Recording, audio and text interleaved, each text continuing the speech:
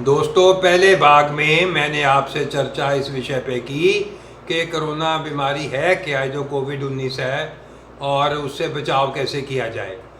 अब मैं समझता हूँ कि जो सरकार ने हमारी ने कदम उठाए इसको रोकने के लिए, उसका कुछ लेखा जोखा ले लिया जाए।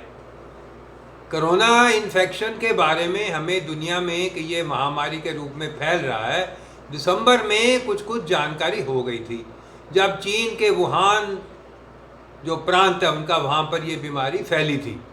और फिर दिसंबर के बाद ऐसा लगने लगा था कि जो सारी दुनिया को इसके बारे में चिंतन करके और सतर्क होना चाहिए। 30 जनवरी को हमारे यहाँ पर पहला केस आया। उसी दिन विश्व स्वास्थ्य संगठन ने इस कोरोना बीमारी को या कोविड-19 को, जो नाम दिया गया है, एक विश्व इमरजेंसी के रूप में, विश्व स्वास्थ्य इमरजेंसी के रूप में कहा था, जिसका मतलब ये था कि सारी दुनिया को इसके बारे में बहुत सतर्क होना चाहिए। अब हम ये देखेंगे हमारे यहाँ पर इसको रोकने के लिए तब क्या कदम उठाए गए। चाहिए तो ये था कि जैसे ही विश्व स्वास्थ्य संगठन ने ये बात कही थी, हमें फौरी तौर पे हमारी सरकार को इसके बारे में जो विशेषज्ञ हैं, एपिडेमियोलॉजिस्ट हैं और जो प्रिवेंटिव एंड सोशल मेडिसिन के विशेषज्ञ हैं, उनसे राय करके कुछ नीतियां घड़नी चाहिए थी। उनकी टास्क फोर्स बना के उनके कहने के मुताबिक चलना चाहिए था और नीतियां घड़नी चाहिए थी। अब नीतियां क्या हो, हमें 2-3 चीज़ें इसमें देखनी है। पहली बात तो ये है कि बीमारी की रोकथाम के लिए क्या कदम उठाए जाए और बीमारी को बढ़ने ना दिया जाए, इसके लिए क्या कदम उठाए जाएं। अगर कोई व्यक्ति बीमार हो गया है, उसके इलाज के लिए क्या कदम उठाए जाएं। और इसके अलावा बहुत सारे लोग जो हैं, उनकी जो दूसरी समस्याएं से वो जूझ रहे हैं, आर्थिक समस्याओं से जूझ रहे हैं, उनके बारे में क्या कदम उठाए जाएं। ये सब बातों को हमें देख के नीति घड़नी चाहिए थी। अब जनवरी 30 को जब ये बात आई तो फरवरी का महीना आया, सारा फरवरी बीत गया, सरकार की तरफ से कोई इसके बारे में बयान ही नहीं आए, क्योंकि भारत सरकार तो तब लगी हुई थी अमेरिकन राष्ट्रपति डोनाल्ड ट्रंप की आवभगत की तैयारी करने में। जब इस किस्म के अति विशिष्ट व्यक्ति ने किसी देश में आना होता है तो सारा प्रशासन उसी में लग जाता है। दूसरी एक जो मंदभागी घटना हमारे देश में हुई उन दिनों में कि फरवरी के अंत में दिल्ली के उत्तर पूर्वी दिल्ली में हिंसक वारदातें हुई, जो कि सांप्रदायिकता से प्रेरित हिंसक वारदातें थी। उसमें भी हमारा समय ऐसे लगा, क्योंकि वो बाकायदा एक सुनियोजित ढंग से करवाई गई थी। मैं इसकी राजनीति में नहीं जाऊंगा, पर एक विज्ञान की, मेडिकल विज्ञान की दृष्टिकोण से मैं कहूँगा कि ऐसी परिस्थिति जब होती है तो अपने आप ही ध्यान और कई जो ज़रूरी चीज़ होती हैं उनसे हट जाता है। अब वो हटा। डोनाल्ड ट्रंप के साथ 4000 व्यक्ति आए। उससे पहले थोड़ी बहुत टेस्टिंग शुरू हो गई थी जो विदेशों से आ रही थी, क्योंकि हमारे देश में तो बीमारी थी ही नहीं, इक्का दुक्का केस थे। तो विदेशों से जो लोग आ रहे थे उनकी थोड़ी बहुत टेस्टिंग जांच हो रही थी, उस ढंग से जांच नहीं हुई जैसे करनी चाहिए थी। और ट्रंप के साथ 4000 व्यक्ति आए, उन 4000 व्यक्तियों की जांच हुई या नहीं हुई, इसके बारे में हमें कोई ज्ञान नहीं है, कोई सूचना नहीं है। उन 4000 व्यक्तियों में कितनों की जांच हुई, कितनों को कोरोना पाया गया, ये इसलिए महत्वपूर्ण है कि आज अमेरिका में सबसे ज़्यादा कोविड-19 फैला हुआ है।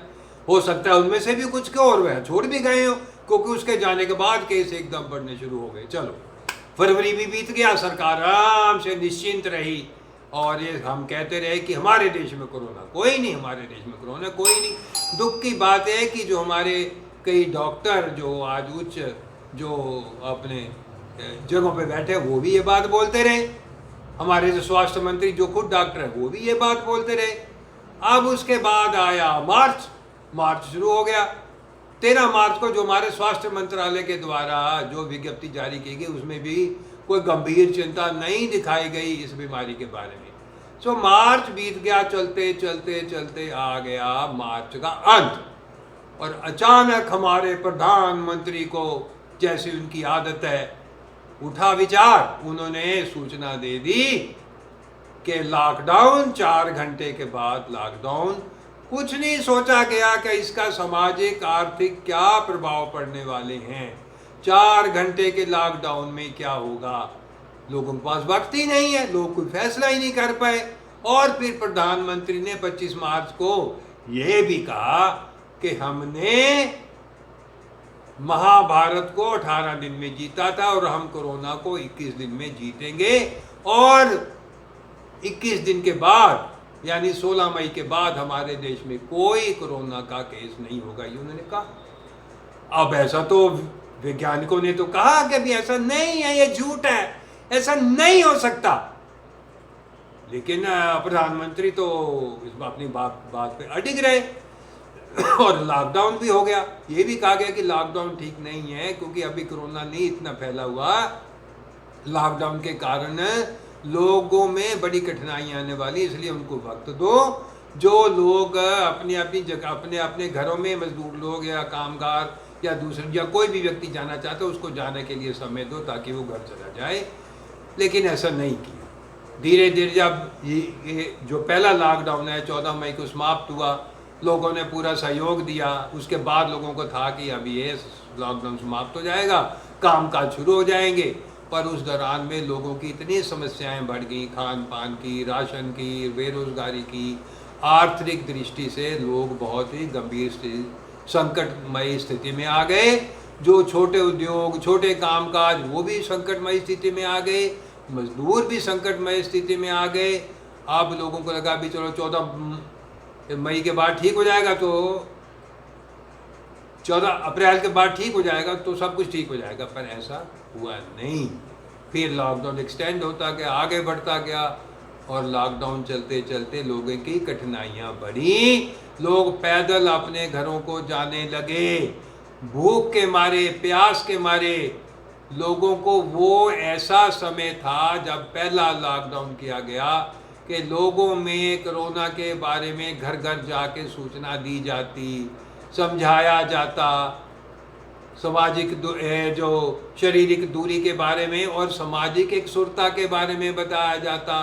हमारे देश में 10 लाख के करीब आशा वर्कर हैं, 28 लाख के करीब आंगनवाड़ी हैं, डॉक्टर हैं, नर्सें हैं, उन सब को प्रयोग करके, क्योंकि तब इतना कोरोना इन्फेक्शन नहीं थी, घर घर में जाके बताया जाता। गांव गांव में जो लोग घर जाने वाले थे उनको घर जाने की सहूलतें प्रदान की जाती, वो जाते।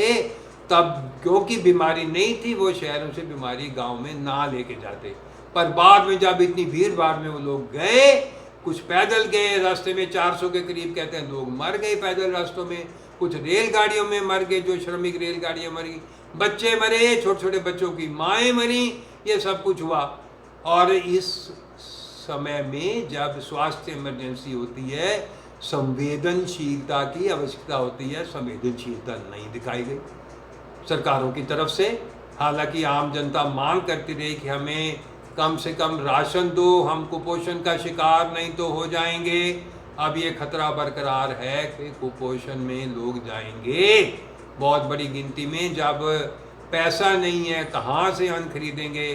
8 करोड़ मेट्रिक टन गेहूं, धान आदि सरकारी गोदामों में भरा पड़ा है, लेकिन एक अंश मात्र भी उनके लिए नहीं खोला गया।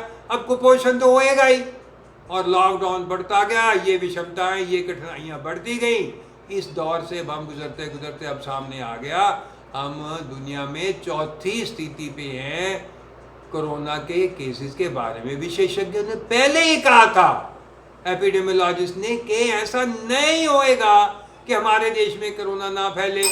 हमारे तो वैसे आबादी जनसंख्या बहुत है, इस अधिक जनसंख्या में तो संभावना ज़्यादा रहती है। शारीरिक दूरी कैसे रखी जाए? जिन लोगों के पास घर ही नहीं है, एक एक कमरे में 8-8 लोग रहते हैं, वो कैसे शारीरिक दूरी रखेंगे? और जिन लोगों के पास खाना नहीं है, उसमें बीमारी से खिलाफ लड़ने की क्षमता कैसे बढ़ेगी? जिन लोगों के पास पानी नहीं है, साबुन नहीं है, वो हाथ कैसे धोएंगे? वो सैनिटाइजर कहाँ से लाएंगे इतने महंगे महंगे? और हम कहते हैं कि चेहरे पे शील्ड लगाओ। अब शील्ड लगाने से ये ठीक है कि बीमारी रुकती है, क्योंकि जब मैंने शील्ड लगाई ना, तो जो आदमी सामने से खांसा, छींका, शील्ड पे आकर सब कुछ रह गया। मेरे मुंह तक तो नहीं पहुंच पाया, लेकिन शील्ड ही नहीं है उसके पास, शील्ड वो कहाँ से लाएगा। इसलिए इन सब बातों के लिए ध्यान रखना चाहिए था, जिसको कि ध्यान में नहीं रखा गया।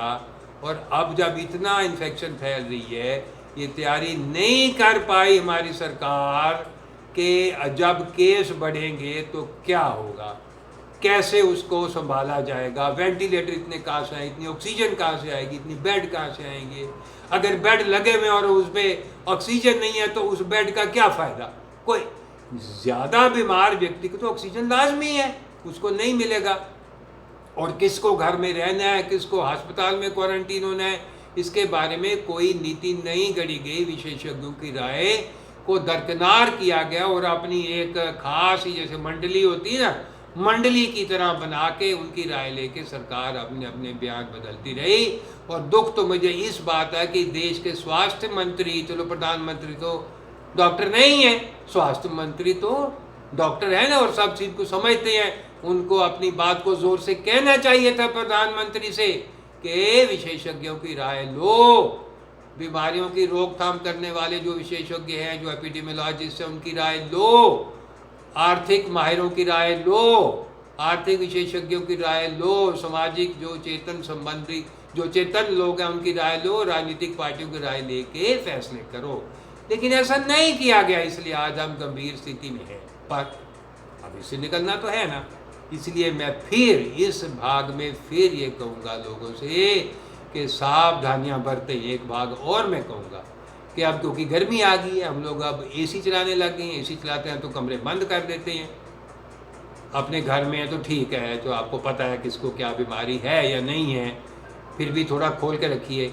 लेकिन आप कोई और आप किसी दुकान में गए, उसका दरवाज़ा बंद है, अंदर कुछ लोग खड़े हैं, सामान ले रहे हैं, अंदर एसी लगा, सब हवा वहीं की वहीं है। अब एक बात समझ लें कि वायरस में जो तो मोटी बूंदें हैं वो तो 6 फुट की दूरी से आप पे आएंगी, जो छोटी छोटी बूंदें हैं ना वही उड़ती रहती। वो भी आपके शरीर में दाखिल हो सकती हैं। वो कब दाखिल नहीं होगी? अगर हवा चलती रहे, पंखे चलते रहे, खिड़कियां दरवाजे खुले हों, चलती हवा में वो, क्योंकि इतनी हल्की हैं वो इधर उधर हो जाएंगी। सो ये भी सावधानी बरतने की ज़रूरत है। इस समय में कठिन परिस्थिति तो है पर असंभव नहीं है। इसको फिर भी सरकार की जो कमज़ोरियां नहीं, उसने निजी डॉक्टरों के क्षेत्रों को साथ में लेना चाहिए था और उनमें अंकुश भी लगाना चाहिए था। कुछ कानून भी पास करने चाहिए थे निजी डॉक्टरों के क्षेत्र, क्योंकि 75 से 80% जो हमारी स्वास्थ्य सेवाएं हैं वो निजी क्षेत्र में हैं, उनको साथ में लेने चाहिए था। कोरोना के अलावा दूसरी बीमारियां तो नहीं समाप्त हो गई ना, वो तो चल ही रही हैं। उन बीमारियों से कैसे जूझा जाए, कैसे इलाज किया जाए, उसके लिए निजी क्षेत्र को साथ में लेना चाहिए था, जो कि कदम नहीं उठाए गए। डॉक्टरों ने, नर्सों ने अपने लिए जो पीपी के सामान है उसकी मांग की, वो कम है, अभी तक कम है। बड़े बड़े एम्स जैसे अस्पतालों में संकट है, जिसने मांग की उस डॉक्टर पे केस ठोक दिया। डॉक्टरों को कई जगह पे लोगों ने अपने घरों में नहीं आने दिया, नर्सों भी। और फिर जो एक है कि सांप्रदायिकता के आधार पे इस बात को फैलाया गया। अब ये मेडिकल इमरजेंसी है, सांप्रदायिक विषय नहीं है, पर सरकारों ने इस बात को नहीं रोका। हमारी सरकार ने सांप्रदायिक ढंग से जो उसे इस बात को फैला रहे थे उसको नहीं रोका। ये बहुत बड़ी बड़ी कमजोरियां नहीं है, इससे समाज में अस्थिरता भी फैली है, आर्थिक कठिनाइयां भी फैली हैं। एक डॉक्टर के तौर पे मैं ये समझता हूँ एक आदमी को स्वस्थ रहने के लिए क्या ज़रूरी है, उसमें कीटाणु ना जाए, और अगर आप भी गए तो उसके लिए उसके शरीर में लड़ने की क्षमता हो। वो कैसे पैदा? उसको खुराक अच्छी मिले। खुराक कब अच्छी मिलेगी? जब उसकी आर्थिकता ठीक होगी। आर्थिकता कब ठीक होगी? जब काम धंधा चलेगा, जब समाज स्थिर होएगा। अगर समाज में अस्थिरता होएगी तो कैसे काम धंधा चलेगा, कैसे उसके जेब में जो रोटी जाएगी, उसकी जेब में पैसा जाएगा और रोटी वो खा सकेगा ढंग से, एक संतुलित आहार ले सकेगा। सो इन बातों को ध्यान रखने की ज़रूरत है, अभी भी वक्त है। जो कमियां रह गई सो रह गई, वो तो ठीक नहीं हो सकती। अब पिछला समय आगे नहीं आ सकता दोबारा, लेकिन आने वाले समय के लिए सावधानियां बरतें। सरकार अपनी छोटी छोटी बातों को छोड़ के अपनी छातियां ठोकनी बंद करे, पीठ ठोकनी बंद करे। कोरोना से इन्फेक्शन 18 दिन में ना ख़त्म हुई, ना 21 दिन में ख़त्म हुई, ये लंबी चलनी है। महामारियां 3-3 साल तक चलती हैं, पता होना चाहिए। और ये राजनीतिक विषय नहीं है, ये स्वास्थ्य आपातकालीन स्थिति है। धन्यवाद। जय हिंद।